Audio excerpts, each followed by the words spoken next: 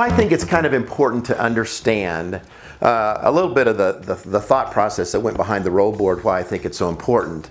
But also when you're talking to your students, I think it's important for us to help equip you with the right terminology.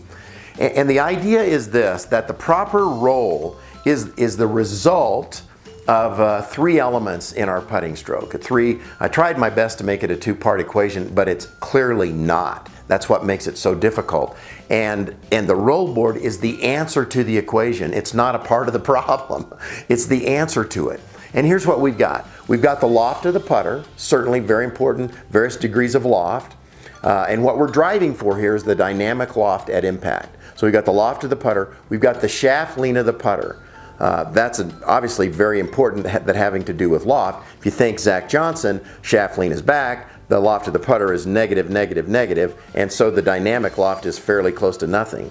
But you have to add the third element, and this is the one that we miss most of the time, and that is the rise angle of the putter during the stroke. If I catch it at the bottom of the stroke, that's one thing. If I catch it on the upswing, that's altogether different, because it added loft in some fashion to the other two elements.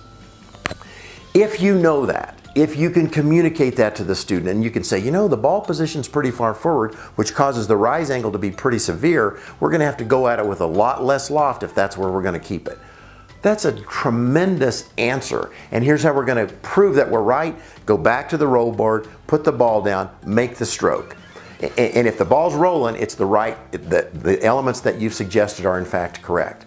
The other thing I want to say and caution is the equation for students changes. I mean, my equation is different than yours, is different than a student A or B or C, because they might feel more comfortable with the ball farther forward. They might see it better. They might like to have the ball further back in their stance.